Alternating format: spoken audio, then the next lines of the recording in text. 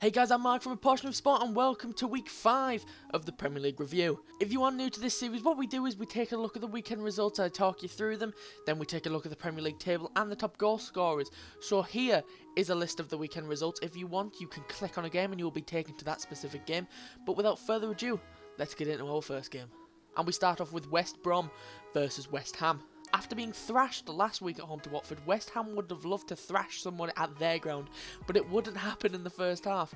8 minutes into the game when Arthur Masuaku had an absolute nightmare few minutes. Matt Phillips was down the right wing when Masuaku gives away a handball and a free kick. Phillips would take the free kick, cross it into the box, and yet again Masuaku handballs it and gives away a penalty. West Brom record signing Nacer Chadli steps up and rolls the ball into the left corner as Adrian dives the other way. West Brom would add a second one when Nacer Chadli played a ball to Solomon Rondon, who turns and fires a rocket of a shot past Adrian, as Solomon Rondon gets a brilliant goal on his birthday. 1, 2, 3. Happy birthday to you. Happy birthday to you. You would think after giving away the first goal after some defensive mistakes, West Ham would want to tighten up that defence, but they didn't, as in the 44th minute West Brom have a corner and West Ham failed to deal with it. The ball drops to Nacer Chadli and his shot is diverted via James McLean. And how about this for a stat? This is the first time that West Brom have scored more than one goal in a game for approximately 6 months. West Ham would have a corner in the 56th minute and they looked to take it quick, but West Brom broke. Solomon Rondon led the counter-attacking charge, sprinting forward clear of the West Ham defence who was sitting high in the pitch. With him and the keeper one-on-one with the West Ham defence trying to catch up, Rondon would unselfishly square it to Nacer Chadli, who poked home for his second of the game. West Ham would get a consolation goal in the 61st minute when Dimitri Payet's cross is met by the head of Mikel Antonio, who places the ball past the West Brom keeper. Mikel Antonio is in form this season, as that was his 5th goal of the season, which puts him near the top of the top goal scorers. We had a game on our hands in the second half, as in the 65th minute Dimitri Payet was fouled in the box by Brendan Galloway and the referee points to the spot. Manuel Lanzini steps up and slots the ball into the bottom left corner. West Ham couldn't get back into the game as West Brom went on to the final whistle and record a huge win for themselves. The first hour of the game when West Brom were 4-0 up really killed West Ham, and you knew from there that there was no way back for the Irons. And we move on to Hull versus Arsenal. We would have to wait until the 12th minute for our first bit of action when Arsenal started to get into the attacking third. And in the 17th minute, Theo Walcott's cross is parried by the Hull goalkeeper and it falls to Alex Iwobi, who shoots from the back post and the ball finds the net. But television replays show the ball took a deflection off of Alexis Sanchez and the goal is given to the Chilean international. In the 40th minute, Jake Livermore handles the ball in the area and is sent off for blocking Francis Coquelin's goal-bound shot with his hand. Santi Cazorla normally takes penalties for the Gunners, but for some reason Alexis Sanchez takes this one, and maybe this is why Cazorla normally takes them, as Sanchez shoots the ball right and low, and Hull goalkeeper Eldin Jakupovic butchered that, guesses correctly and saves the spot kick. Earlier in the week, Alexis Sanchez claimed that he was as good as Messi and Ronaldo. Maybe this is him trying to prove that he is, but come on Alexis, you're not even the best in the league. Never mind comparing yourself to the best players in the world and 2 of the best players to ever live. Get a grip, Sanchez. Arsenal would make up for that penalty miss when Theo Walcott latches onto the ball after Alexis Iwobi's brilliant back heel, and his shot is headed by Hull defender Harry Maguire into his own net. This could be classed as an own goal, but because Walcott's shot was on target, it will most likely be given to Theo Walcott. Hull will get a goal back, and they had a chance in the game when Mbukani is brought down by Petr Cech in the box and the referee points to the spot. Robert Snodgrass steps up and sends Cech the wrong way and converts from the spot. Arsenal would squash any hopes of a comeback when Sanchez would be in the right place at the right time after Theo Walcott's shot was parried into the path of Alexis Sanchez, who strokes the ball into the back of the net. After starting on the bench, a lot of people were critical of Arsene Wenger spending so much money on Granit Xhaka not starting him. He would come on in the 70th minute and would record his first goal in an Arsenal shirt with a gorgeous strike from quite a distance out. Not a bad way to score your first goal for your club. And the game would end 4-1, a dominant performance from Arsenal, but take away no credit from Hull, who showed plenty of fight to hang on for a while and got themselves back into the game before Arsenal piled on the last 2 goals. You never know, if Hull had all 11 men on the pitch, it could have been a different story, but Arsenal come away with all 3 of the points today. And we move on to Crystal Palace versus Stoke. Crystal Palace had a scare this week when Crystal Palace defender Papu Suarez was in a car crash and was airlifted to the hospital. Fortunately, he survived with only a broken thigh bone and will be unavailable for 6 months. I'd like to wish Papu Suarez all the best in his recovery.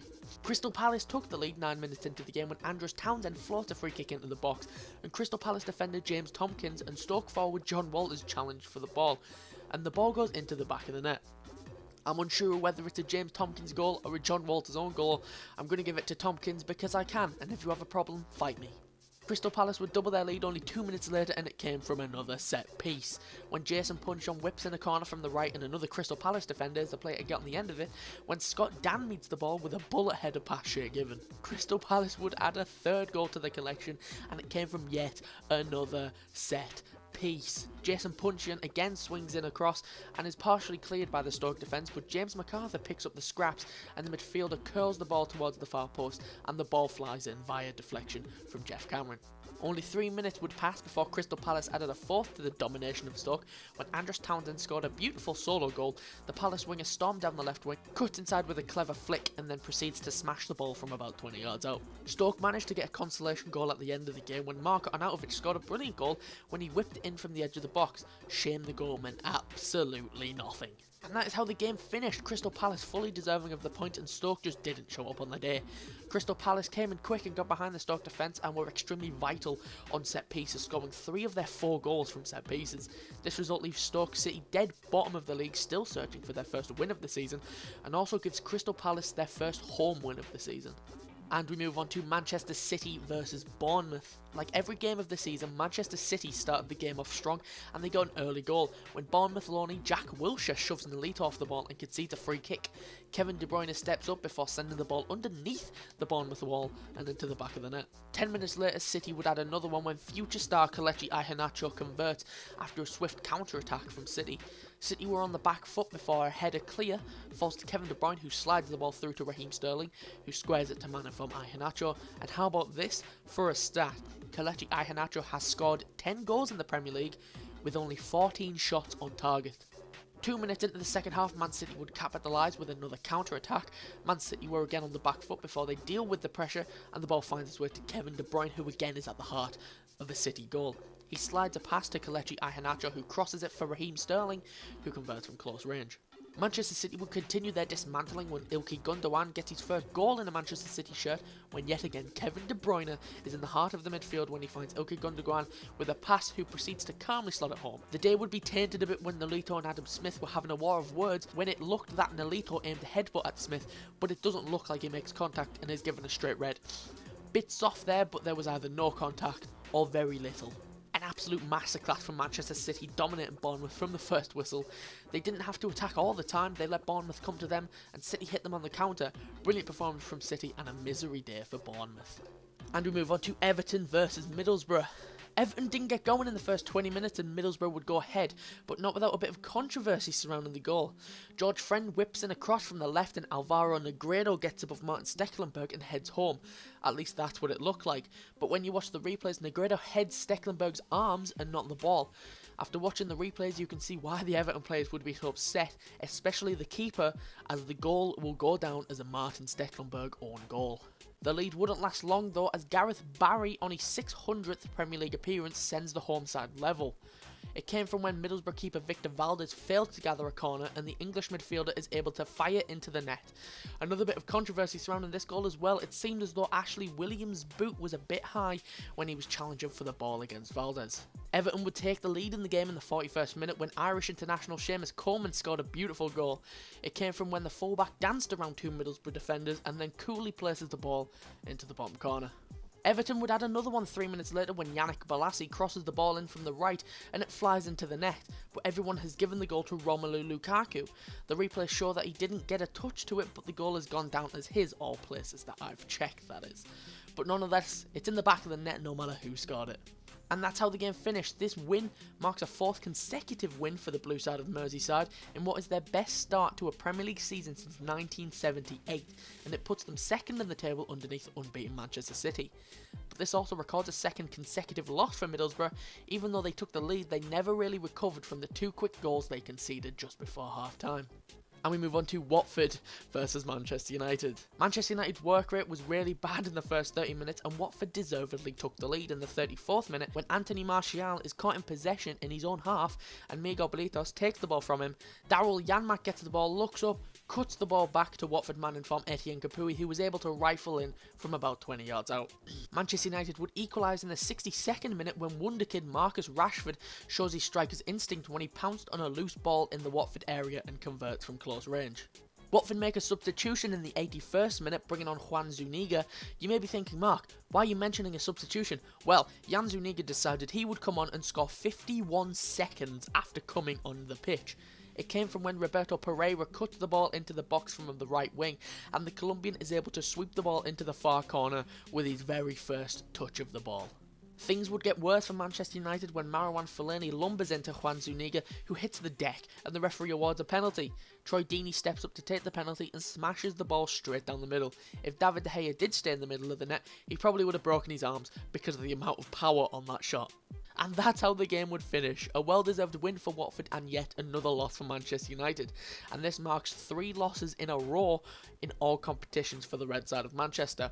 Last week's loss to Manchester City, the midweek loss in the Europa League, and losing to Watford on Sunday. This is a great win for Watford, who could be getting into the groove of things with 2 wins in a row now. And we move on to Leicester versus Burnley. It was all Leicester for the first 45 minutes, and Burnley did well to keep the score level, and it looked like they would keep it level into the half-time break. But Leicester new boy Islam Slimani looked lively all game, and he got the goal that he deserved on his debut. The Algerian winger gets his head onto Christian Fuchs's free kick, and Burnley keeper Tom Heaton had no chance, and Leicester deservedly went into the break 1-0 up.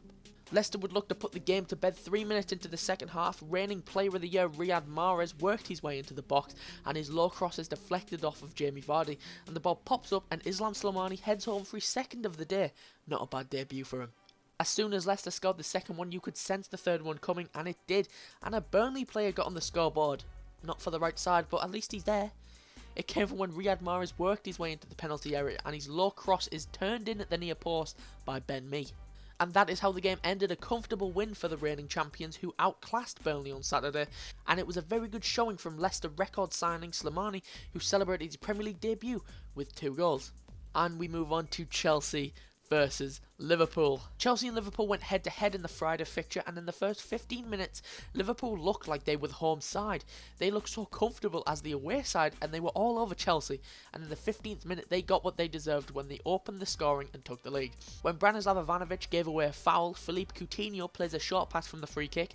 He gets it back, then whips it into the box where 4 Liverpool players were completely unmarked. One of them was offside, but not Dejan Lovren, who calmly slotted it in with a side foot volley.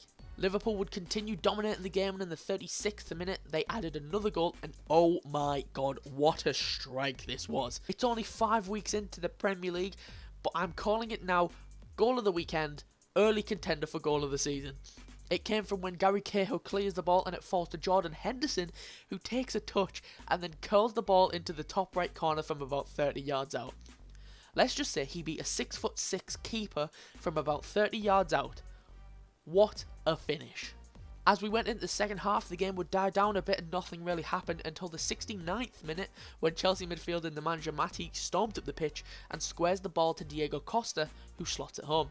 After this goal, Chelsea were the attacking side and Liverpool would start to defend, but Liverpool would hang on, and I may be a bit biased, but Liverpool deserved to win that match, especially after the first half performance and after that Jordan Henderson screamer. Chelsea did well in the second half to really get Liverpool on the ropes, but Liverpool were able to hang on for all 3 points.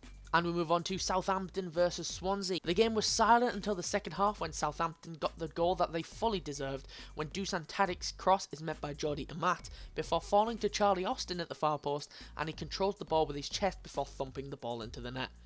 And that's how the game ended. Really nothing worth mentioning in this game, but Southampton get the win and they record their first win of the season. And finally, we have Tottenham versus Sunderland. Even though Tottenham were dominating near enough all of the first half, Sunderland were able to hang on and keep it 0-0 until the 59th minute when Harry Kane finally breaks the deadlock for Spurs. It came from when Kyle Walker crossed the ball into the box and Dele Alli is able to get in front of 2 Sunderland defenders to nod it across the 6-yard line, and it rolls in front of Papi Djilabodji, who for some reason doesn't clear it, and Harry Kane is able to convert from point blank range. Things would go from bad to worse for Sunderland, as in the 91st minute Adnan Januzaj would hit the showers a little bit earlier than he wanted to, when he got sent off for a late challenge on Ben Davies. He got booked earlier in the game for diving, and the tackle on Ben Davies fully deserved to get him a second yellow. And that's how the game finished, a 1-0 win for Spurs, but not in a convincing fashion. Spurs didn't really play that great, and to be fair, the Sunderland keeper made a few decent saves to stop Spurs from possibly winning by about 4. But yet another loss for Sunderland, and another win for Spurs. So that's all the games I've got for you this week. Before we go, let's take a look at the tables and the top goal scorers. So first, let's take a look at the Premier League table. Starting off with the top 5, and Manchester City still have their 100% winning record for the beginning of the season, so they are on top of the league. Everton are second with their best start to a Premier League season for 40 years. Tottenham are in third with their win over Sunderland, keeping them in the top 4. Arsenal and Chelsea make up the top 5 on 10 points. Arsenal are in 4th with 5 goal difference, and Chelsea on 4. Moving on to the bottom 5, Stoke and Sunderland are still without a win this season, and both of them are on 1 point. Stoke are dead last with minus 11 goal difference after conceding 4 goals this week and last week. Sunderland have a better goal difference, but it's still not that great with minus 6. West Ham, like Stoke, have conceded 4 goals this week and last week and continue their horrible start to the season and make up the bottom 3. Bournemouth and Burnley are above West Ham on 4 points, with Bournemouth 17th on minus 6 goal difference and Burnley 16th with minus 5 goal difference. Right, so let's move on to the top goal scorers. Diego Costa got himself another goal in Chelsea's game against Liverpool despite the loss. That takes his tally to 5 with 1 assist. Below him is Mikel Antonio with 5 goals. Even though his side have lost 4-something these last 2 weeks, he's been bagging himself some goals, mainly with his head. Romelu Lukaku got himself another goal this week, along with Watford man in form Etienne Capoue. Both have 4 goals and 1 assist, and even though he had a quiet week this week, Zlatan Ibrahimovic makes up the top 5 with 4 goals. So that's all I've got for you this week. If you did enjoy this, be sure to leave a like and subscribe. I'll be back next Tuesday at 4 PM with week 6 of the Premier League review. If you want to follow me on Twitter or subscribe to my personal YouTube channel, the links are in the description down below. I've been Mark from A Portion of Sport, and I'll see you soon.